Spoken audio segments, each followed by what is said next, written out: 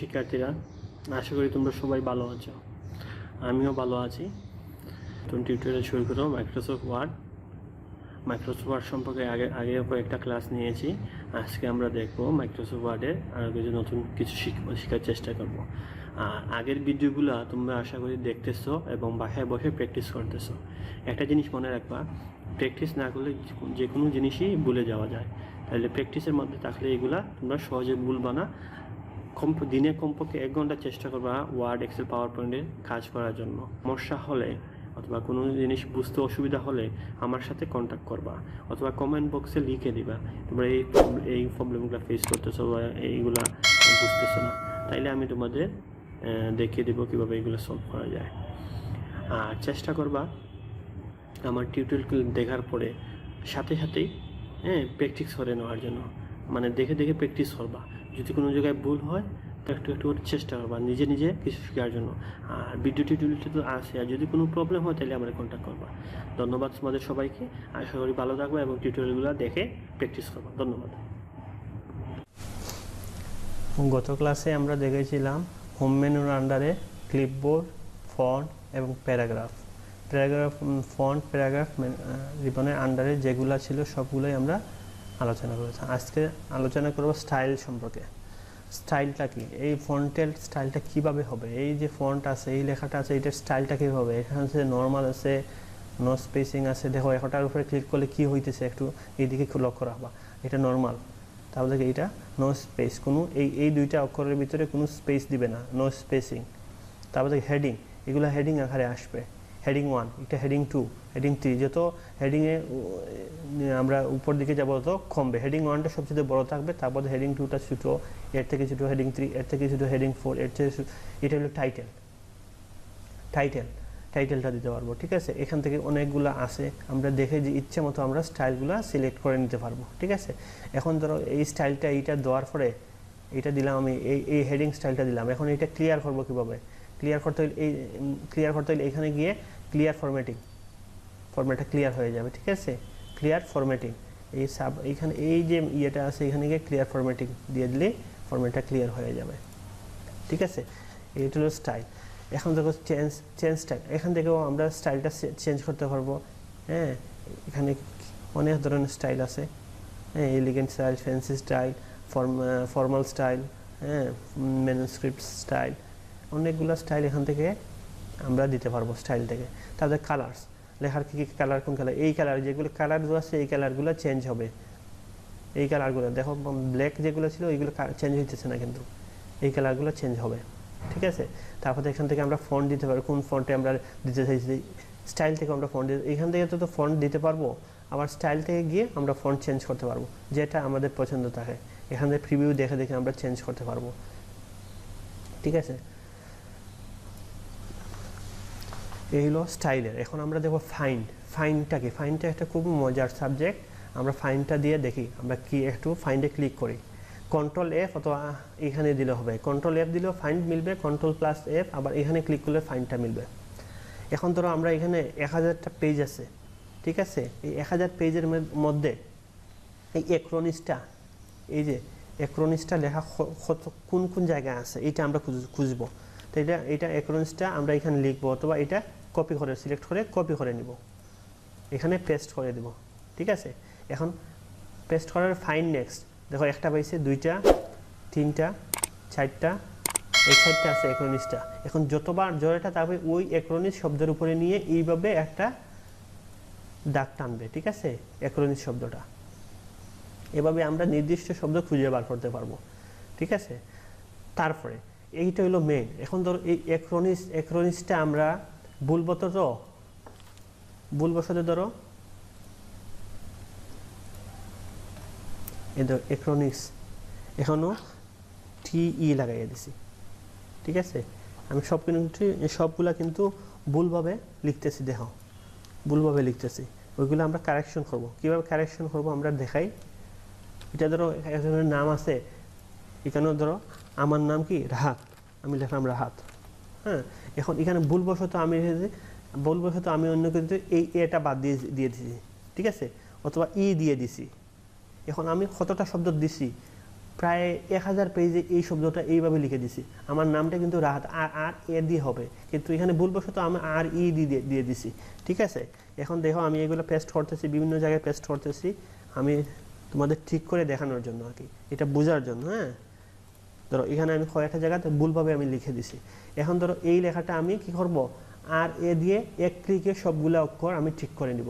তো আমি ফাইন্ডে গেলাম, ফাইন্ডে গিয়ে রিপ্লেস, আমরা কি ফাইন্ড করব, এই শব্দটা আমরা ফাইন্ড করব। ঠিক আছে, কপি, এটা কপি করলাম, কন্ট্রোল সি অথবা কপি দিয়ে এখানে পেস্ট করলাম। ঠিক আছে, এখন সঠিক শব্দটা কি দেখুন, আর এ এইচ এ টি রাহাত। ঠিক আছে, এখন রিপ্লেস অলে দিলে সবগুলা এক ক্লিকেই ঠিক হয়ে যাবে। ঠিক আছে, বুঝতেছো?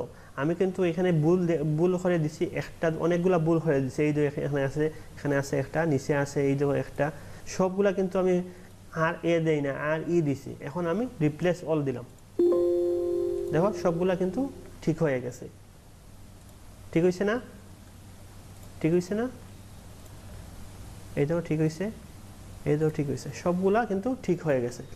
মানে এক ক্লিকে আমরা ঠিক করে নিতে পারবো। এখানে কি কোন ভুল শব্দটা খুঁজে বার করবে, আর এখানে রাইট কারেকশন শব্দটা আমরা দিয়ে দিব, তারপরে রিপ্লেস অলে দিয়ে দিব। এইটা হলো রিপ্লেস অলের কাজ, রিপ্লেসের কাজ।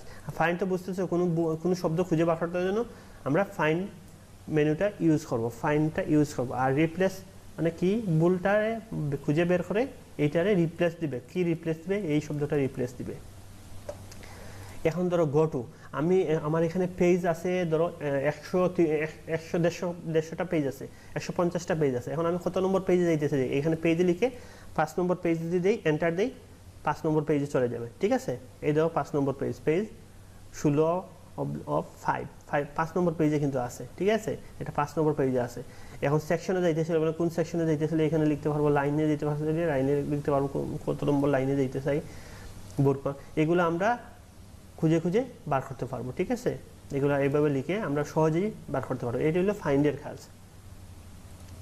আচ্ছা, রিপ্লেস, রিপ্লেস তো আমরা দিলাম, find replace, select all object, এগুলো আসলে এগুলো তো বুঝতে হবে কীভাবে সিলেক্ট হলে, সিলেক্ট অল অবজেক্ট, তারপরে select text with similar formatting, এগুলো সিলেক্ট হবে এখান থেকে।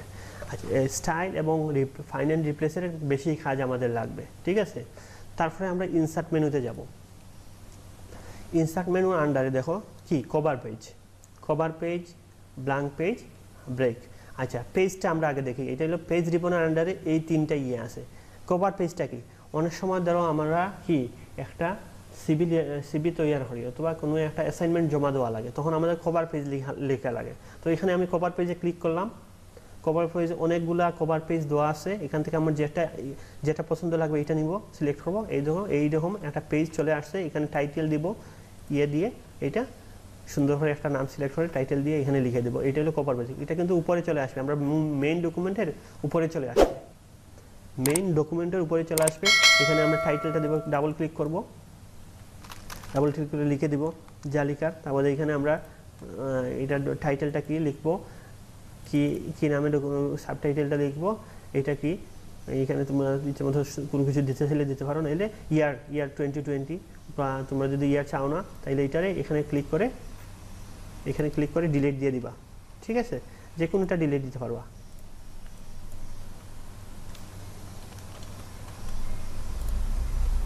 ঠিক আছে, ডিলিট দেওয়া যায়।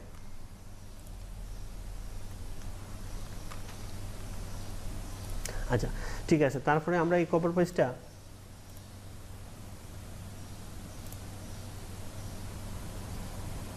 আমরা এইভাবে সিলেক্ট করে, এটা সিলেক্ট করে বাইরে ক্লিক করতে হবে।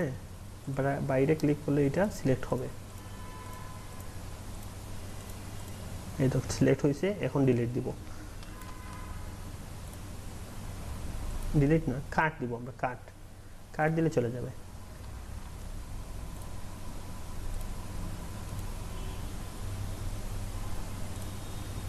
ঠিক আছে, কাট দিয়ে সরিয়ে দিলাম। তারপরে এটা চাইলে আবার কোনো কিছু লিখতে চাইলে লিখতে পারবো। হ্যাঁ, তাইলে এইভাবে আমরা কি কভার পেজটা নিয়ে আসতে পারবো। Cover page. তারপরে ব্ল্যাঙ্ক পেজ তো বুঝতেছো, কাভার পেজে অনেকগুলো আবার কি আছে, স্টাইল আছে, তোমরা ইচ্ছা মতো স্টাইল এখান থেকে নিয়ে দিতে পারবা, ইচ্ছা মতো স্টাইল এখানে নিতে পারবা, তোমরা যেগুলো চাও ওটা নিজে কাস্টমাইজ করে করতে পারবা। আমি রিমুভ কাভার পেজ দিয়ে দিলাম। আচ্ছা, এখন ব্ল্যাঙ্ক পেজ আমি চাইতেছি এই উপরে একটা ব্ল্যাঙ্ক পেজ নিয়ে আসবো, ক্লিক করলাম, এই পেজের উপরে একটা ব্ল্যাঙ্ক পেজ নিয়ে আসবে, ঠিক আছে। তারপরে পেজ ব্রেক, ধরো এখানে আমি ক্লিক করে এই লেখাটা কি আর একটা নতুন পেজে নিয়ে যাবে, তাইলে আমি পেজ ব্রেক দিয়ে দিব।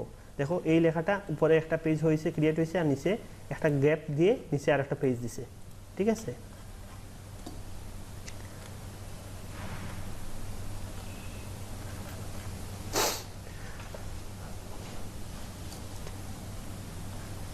এখন আমাদের নতুন একটা খুব ইম্পর্টেন্ট ক্লাস টেবিলটা আমরা দেখো কিভাবে টেবিলের কাজ করা হয়। আমরা নর্মালি কি এইভাবে যদি আমরা সিলেক্ট করে টেবিল নিতে চাই তাইলে সর্বোচ্চ 10টা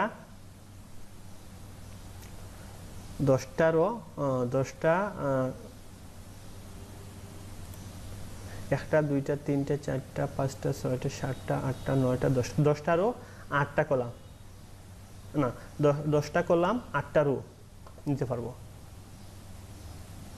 একটা, দুইটা, তিনটা, চারটা, পাঁচটা, ছয়টা, সাতটা, আটটা রো আর 10টা কলাম, একটা কলাম, দুইটা কলাম, তিনটা কলাম, চারটা কলাম, 5টা, 6টা, 7টা, 8টা, 9টা, 10টা কলাম, 8 রো হয়টা, একটা, দুইটা, তিনটা, চারটা, 5টা, 6টা, 7টা, 8টা, ঠিক আছে। কিন্তু এখন আমাদের ধরো আরো বেশি লাগবে, 10টা 8টা হলে হবে না, আমার আরো বেশি লাগবে, তখন কি করবা?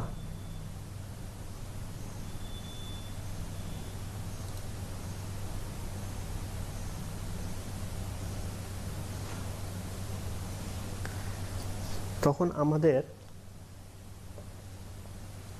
টেবিলে যাওয়ার পরে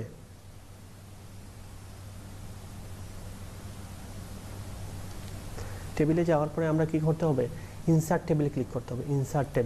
ইনসার্ট টেবিলে ক্লিক করে কলাম কয়টার দরকার, এইভাবে কলাম কয়টার দরকার আমি এখানে 10টাই দিলাম, ঠিক আছে। এখন আমার রটা বেশি লাগবে, ঠিক আছে, নিচে র দিলেও আমি 30টা, ঠিক আছে, ওকে দিলাম। এখন দেখো এখানে এইদিকে নিচে 30টা রো আর এইদিকে 10টা কলাম আছে, একটা, দুইটা, তিনটা, চারটা, 5টা, 6টা, 7টা, 8টা, 9টা, 10টা, আর আগের এইগুলো আছে, এখান থেকে দেখো 30টা কি রো আছে এখানে, ঠিক আছে। এইভাবে আমরা রোর সংখ্যা বৃদ্ধি এবং কমাতে পারবো, ঠিক আছে। এখন ধরো আমি এই রোটা ইয়েটা আমি ডিলিট করবো, এই রাইট বাটন ক্লিক করে ডিলিট সেলসে ক্লিক করলে এইটা ডিলিট হয়ে যাবে, ওকে, ডিলিট হয়ে যাবে, ঠিক আছে। আবার এখান থেকে আমি এটা চাইলে এখানে নিচে আরো একটা কলাম এড করতে, ইনসার্টে দিয়ে ইনসার্ট কলাম বিলো দিলেই নিচে চলে আসবে, ঠিক আছে।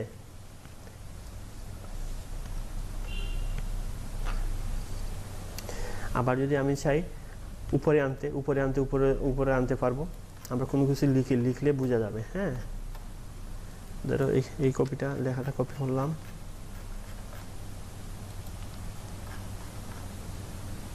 এই লেখাটা কপি করলাম, সব তিনটে পেস্ট করে দিলাম এখানে, Z paste paste paste paste paste.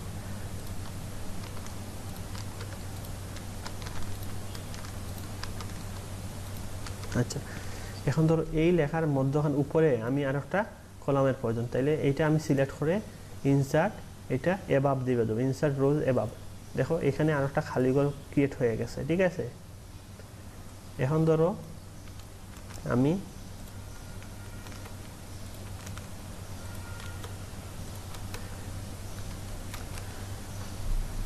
আমার এই ঘরের নিচে আর একটা খালি ঘর প্রয়োজন, তাইলে এইটা সিলেক্ট করে যেটার নিচে প্রয়োজন এটা সিলেক্ট করে ইনসার্টে গিয়ে রোজ বিলো এটা রোজ বিলো দিলে নিচে আর একটা কলাম চলে আসবে। এইভাবে আমরা ডিলিটও করতে পারবো, যেমন এই কলামটা আমার প্রয়োজনে এটা সিলেক্ট করে এইভাবে সিলেক্ট করে, অথবা যেভাবে আমরা সিলেক্ট করতে পারবো এইভাবে সিলেক্ট করে, ঠিক আছে।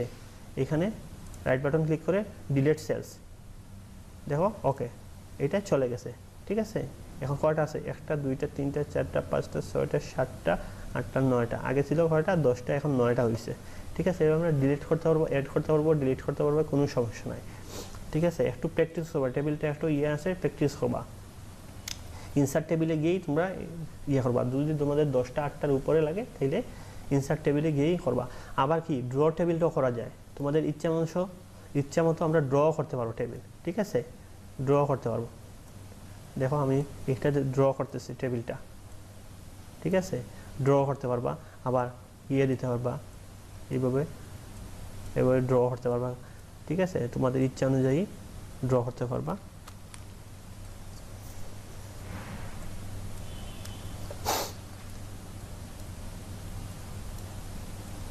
ঠিক আছে, এইভাবে কলামও দিতে পারবা, পেন্সিলের মতো আঁকে।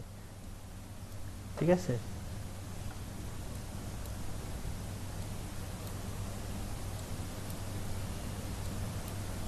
আচ্ছা ঠিক আছে, এগুলো তোমরা একটু প্র্যাকটিস করে নিও, প্র্যাকটিস হলে তোমরা পারবা ইনশাল্লাহ। আবার ইরেজ করতে পারবা, ধরো এই সিলেক্টরে ইরেজ, এই সিলেক্টরে ইরেজ, এই সিলেক্টরে ইরেজ, এই সিলেক্টরে ইরেজ। ঠিক আছে, এটা ইরেজ করতে পারবা, এটা ইরেজ করতে পারবা, এটা ইরেজ করতে পারবা, তোমাদের ইচ্ছা অনুসারে ইরেজ করতে পারবা, এডিট করতে পারবা। ঠিক আছে, লেআউটে গিয়ে এইগুলা তোমার প্রপার্টিজে গিয়ে লেআউটে গিয়ে যেন লেখাটা আমার মধ্যখানে থাকবে, তাইলে মধ্যখানে লেখাটা নিতে হলে কি করতে হবে, যেমন ধরো আমি একটা লেখা নিয়ে আসি, ধরো এই লেখাটা কপি করলাম আমি, এখন তো আমি এখানে পেস্ট করার পরে লেখাটা কোন জায়গায় থাকে, একটা লেখা নেই। দেখো এইগুলা কিন্তু ইউজফুল, এগুলা তোমাদের প্রাত্যহিক জীবনে কি করবে, তোমরা কাজে আসবে, কিন্তু সমস্যার সম্মুখীন হবা পারবা না। এগুলো খুঁটিনাটি বিষয়গুলো আমি কিন্তু তোমাদের দেখাইতেছি।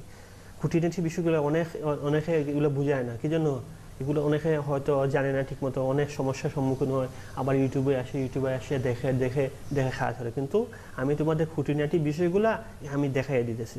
ঠিক আছে, যেমন ধরো এই লেখাটা, এই দেখো লেআউটে গিয়ে আমি টেবিলের লেআউটে গিয়ে এইখানে প্রপার্টি এই লেখাটা, এখন যদি আমি এইটা মধ্যখানে নিয়ে আসি, এই দেখো মধ্যখানে চলে আসবে। একবার নিচে নিয়ে আসতে হলে নিচে নিয়ে আসবো, নিচে নিতে পারবো। এই দেখো এটা নিচে বুঝাইতেছে, এই দেখো এখানে লেখা একটা ফন্ট আছে এখানে।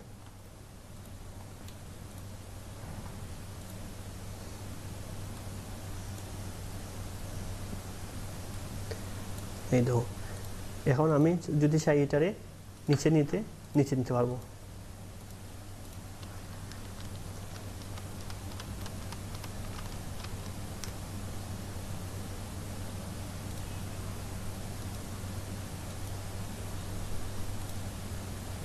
মধ্যখানে, এই মধ্যখানে আছে,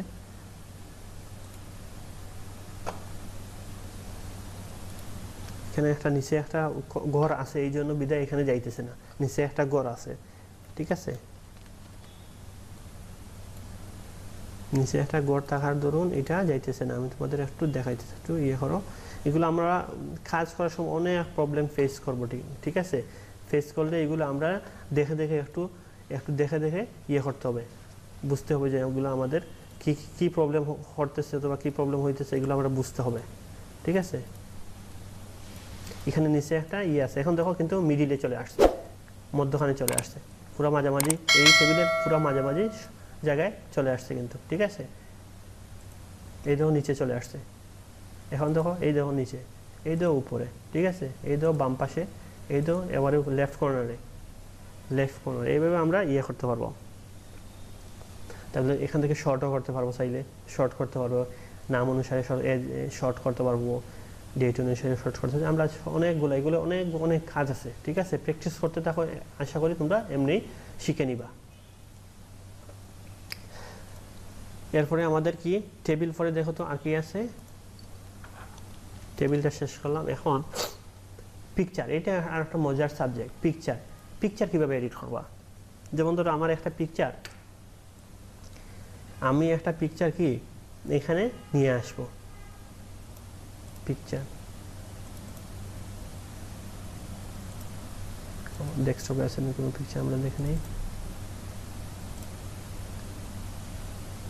আচ্ছা একটু ওয়েট করো, আমি একটা পিকচার ডাউনলোড করে নিই।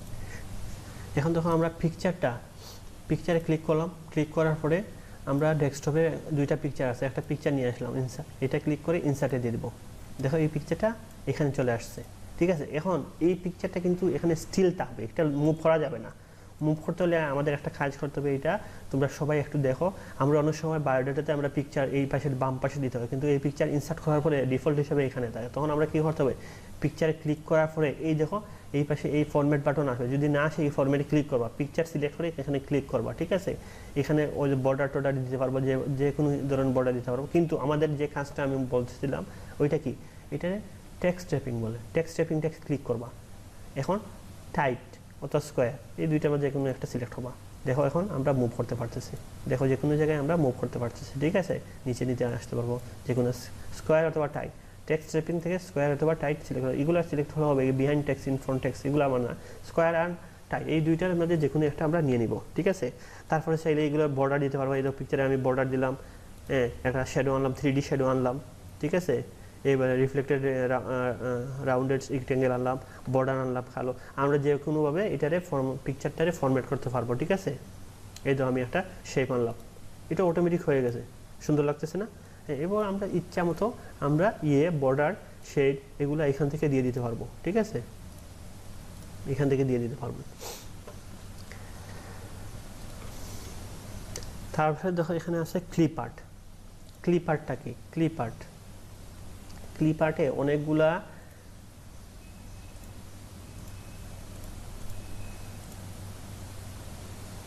এখানে আসলে ডাউনলোড করা লাগবে অনেকগুলো ক্লিপ আর্ট। আসলে ক্লিপ আর্ট তোমরা এখানে আসলে কিছু ক্লিপ আর্ট আছে, কিছু মনে হয়। হ্যাঁ এই দেখো ক্লিপ আর্ট আছে, দেখো। এখন আমি ধরো এই ক্লিপ আর্টটা নিয়ে আসবো, এই দেখো অফিস কালেকশন যেগুলো ক্লিপ আর্ট আছে, ব্যাকগ্রাউন্ড আছে, তারপরে বিল্ডিংস আছে। ধরো এই বিল্ডিংটা আমি আসবো, এখানে ক্লিক করে কি কপি করে দিব, কপি কপি, তো ডাবল ক্লিক করব, আমরা কপি করেই নিই, কপি, ঠিক আছে। কপি করে এখানে পেস্ট, দেখো চলে আসছে। এটা মুভ করে দিলে সেম কাজ, ফরম্যাটে যাব, টেক্সট ট্যাপিংয়ে যাব, টাইট, যে কোনো জায়গায় মুভ করতেছে, ঠিক আছে।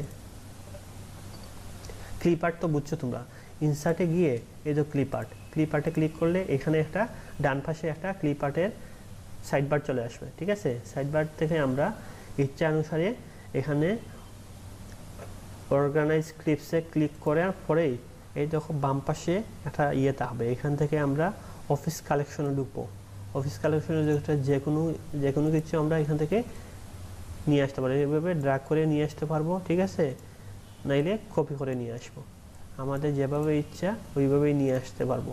এই দেখো এই পিকচারে ক্লিক করে রাইট পাশে টেক্সট টাইপিং আছে, রাইট বাটন ক্লিক করে তারপরে টাইটে ক্লিক করে এখন আমরা মুভ করতে পারতেছি। অনেকভাবে এইটা টেক্সট টাইপিংটা করা যায়, তোমরা যেভাবে তোমাদের জন্য ইজি হয় ওইভাবেই করবা, ঠিক আছে।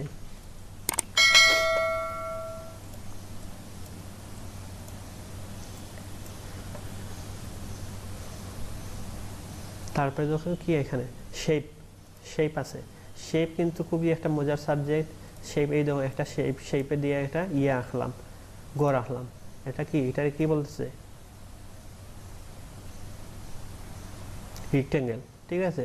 তারপরে ওভাল এইভাবে আঁকতে পারবো, কিসের মাধ্যমে, এটা আছে শেপে, কিন্তু এগুলো আছে শেপে অনেকগুলো লাইন, অনেক সময় লাইন টানা লাগে, এই লেখার সময় এটা লাইন টানা লাগে।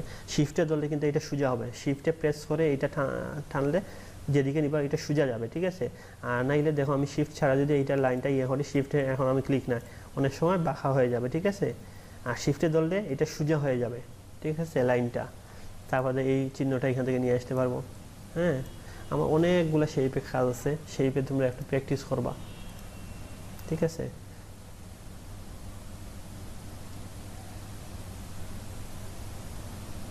তারপরে দেখো স্মার্ট আর্টে অনেকগুলা আছে, স্মার্ট আর্ট, ওকে।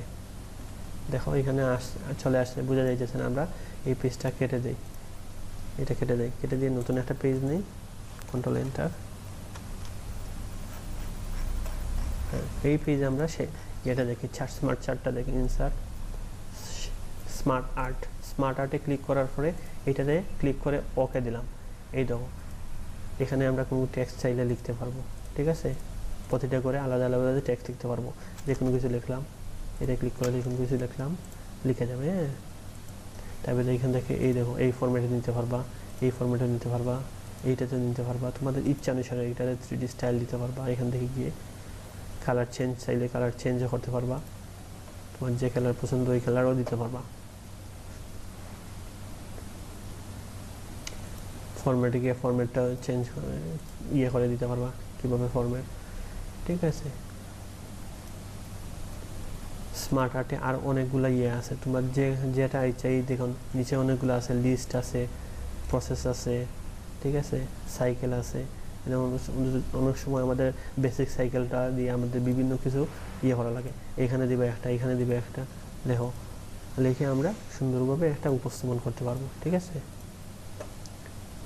এই দেখো আছে যে স্মার্ট আর্টের স্টাইল তোমরা চাও, এই দেখো 3D স্টাইলও আছে, ঠিক আছে। এগুলো আমরা চেঞ্জ করতে পারবো।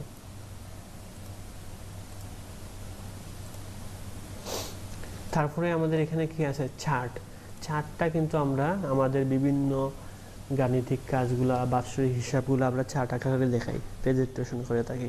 এগুলো আমরা ওয়ার্ড দিয়ে করতে পারি সুন্দরভাবে।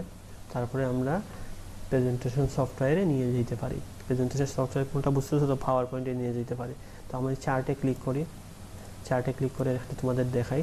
যেমন ধরো বার্ষিক একটা গ্রাফ আমরা দেখাইবো, কি কতটুকু সেল হয়েছে, এটা দিলাম, ওকে দিলাম, দেখো এক্সেলটা ওপেন হয়ে যাবে, ঠিক আছে। কি জন্য এক্সেলটা ওপেন হয়েছে বুঝছো, এখানে আমরা নাম দিব, ক্যাটাগরি এটা কি, যেমন এখানে জানুয়ারি মাস, এখানে দিলাম জানুয়ারি, হ্যাঁ, এখানে দিলাম ফেব্রুয়ারি।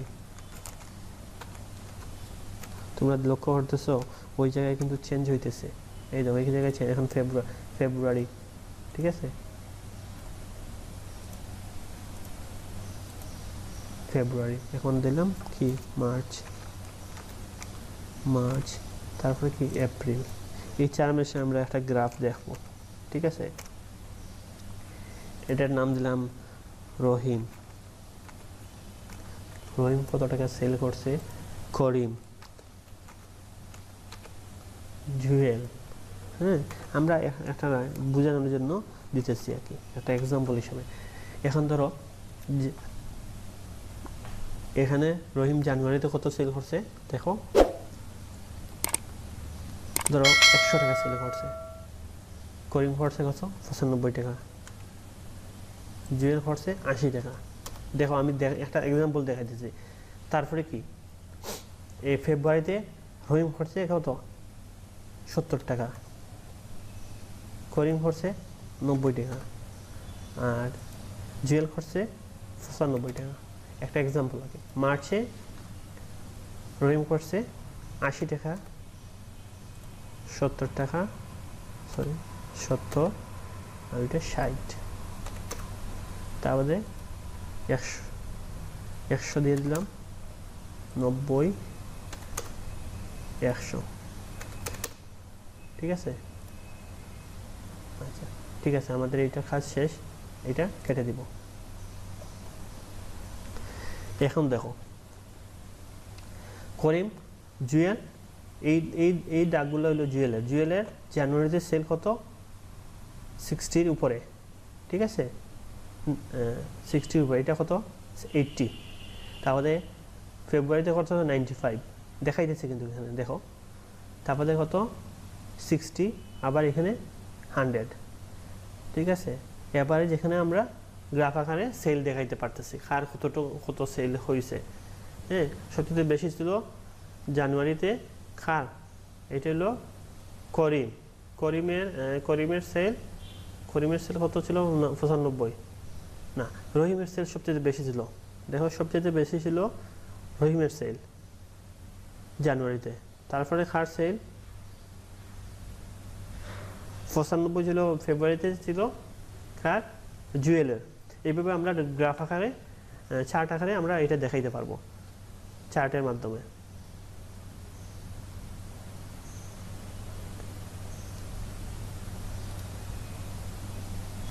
তাহলে আজকে এই পর্যন্ত, টিউটোরিয়ালটা আর লম্বা করবো না, বেশি যেগুলো আমি দেখাইলাম ওইগুলো একটু প্র্যাকটিস করবা এবং বাসায় বসে প্র্যাকটিস করবা। কোনো যদি প্রবলেম হয় আমাকে জানাবা। ধন্যবাদ, সবাই ভালো থেকো।